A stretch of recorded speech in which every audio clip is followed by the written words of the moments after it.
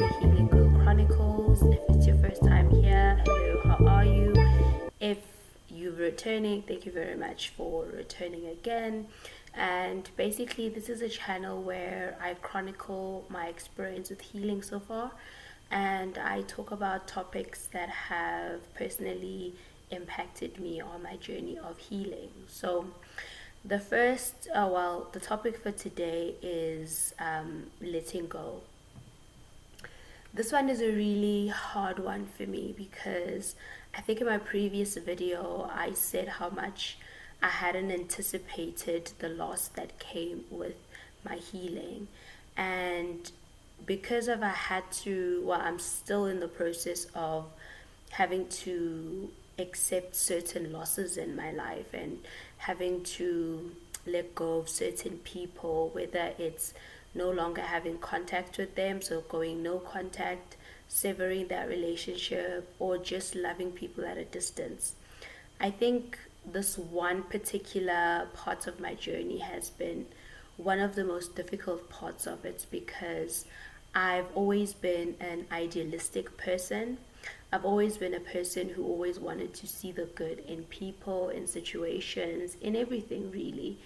And when reality had to smack me in my face and I had to see how people actually are, and I saw how people really feel about me, I think that really just shattered my world, and it shattered the way I'm even contemplating right now how to engage with people, whom to trust, how to even socialize with those around me.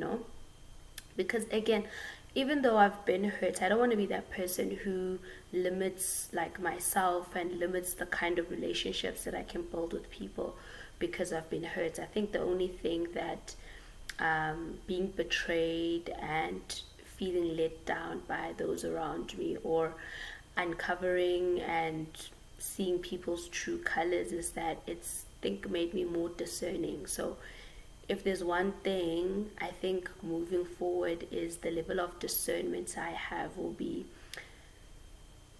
at a place that it really has never been, because again, like I said, I've been an idealistic person. I was an idealistic person. So reality changed that for me. And I think it's good because I think sometimes you just need to see things for who and what it really is. And so you can know then how to move forward. So letting go. Letting go for me has been really painful. Letting go for me has, again, it hasn't been linear, because certain days I decide that, okay, I'm moving forward and it's okay, I can do that. And then with certain people, it's not as easy as I would prefer it to be, actually. But then in those moments where I feel like maybe I'm wrong for making my decision, I look back and think that, okay, if this was a healthy relationship, if this was a reciprocal relationship, if this was a relationship based on respect, integrity, honesty, love, and mutual concern, then I wouldn't really have to take this step of protection, because that's exactly what it is. I've seen who you are, I've seen how you maneuver, I've seen the way you treat me, I've heard the things you've said about me. So to protect myself and my peace, I've decided that I no longer require or need your presence in my life.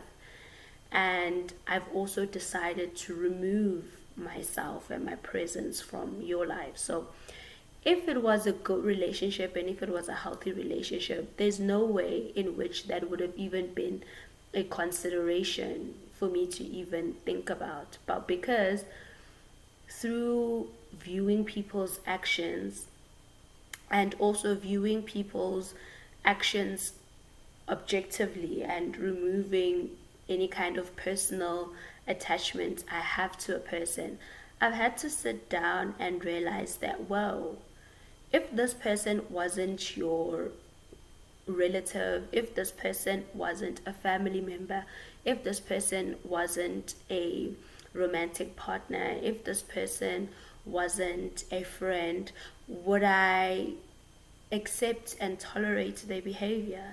And the answer was always no.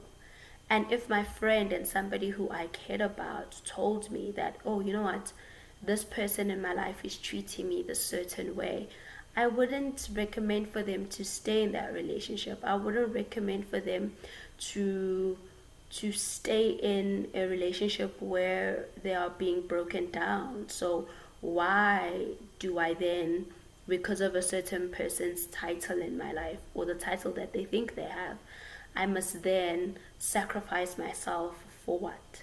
For them to do what? And for what purpose? Because ultimately, what I've come to realize in healing, that I need to look out for myself, and nobody's coming to save me. I need to advocate for myself, because what I've also found with healing is that accountability is funny in healing, especially when it comes to certain people.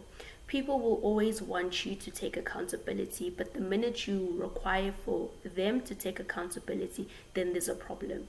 Then the rules are no longer apply. Then you get labeled as being problematic, you get labeled as being the issue, only because you are the one person who's probably taking people to account or speaking the truth about something. And with healing, again, being the truth teller will always come at a cost.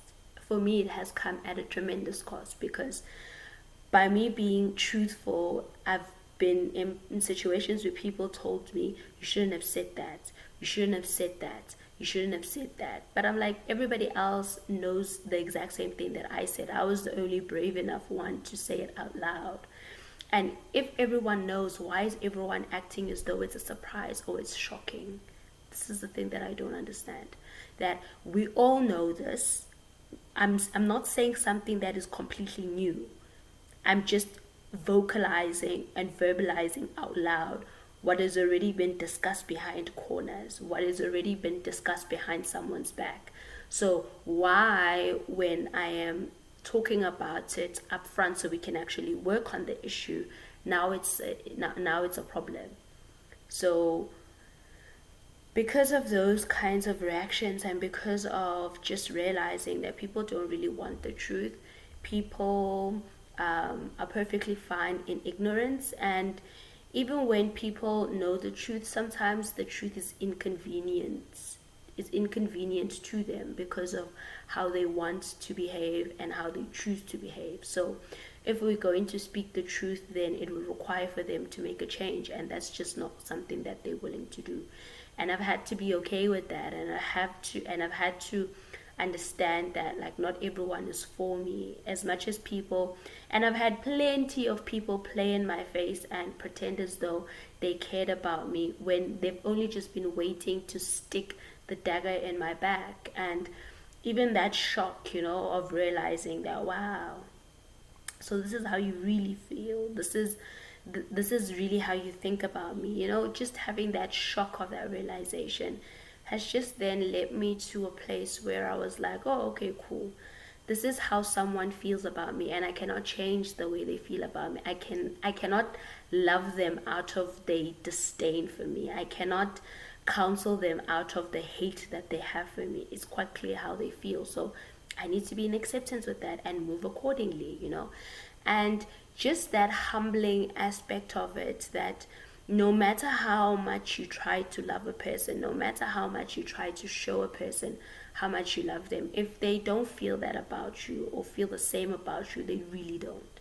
And there's nothing that you can do to change that. And therefore, you have really no choice but to be in a place of acceptance and be like, oh, okay, so this is the truth. And regardless of whether I like it or not, regardless of whether this pill is really bitter to swallow, but it's the truth.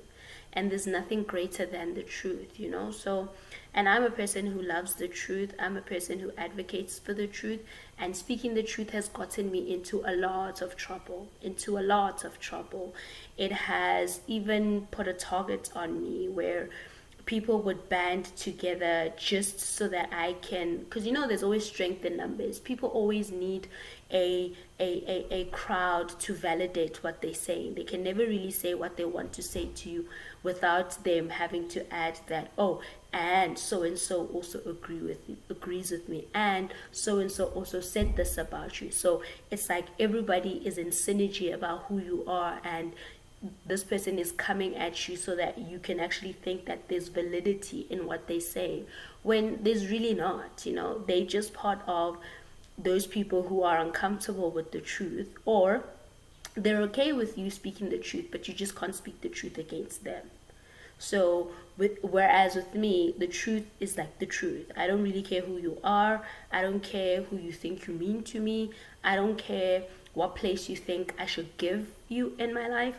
When it comes to the truth, I'm going to speak the truth. And like I said, it has cost me a lot.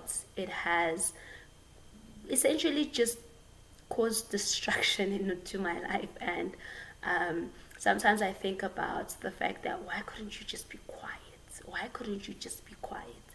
And I realized that too many people in my family have been quiet. Too many people that I'm around have been quiet for too long.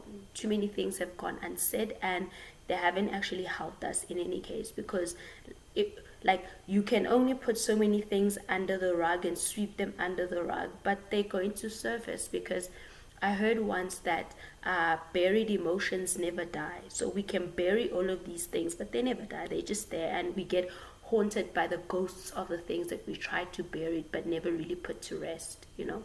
So yeah, letting go for me has been extremely difficult, but also as time is going on, I'm finding peace, I'm finding understanding. I'm always reminding myself why I've decided to no longer have certain people in my life, and knowing that it's not based on any superficial reason, but it's based on real reasons that are that I cannot ignore somebody's maliciousness towards me.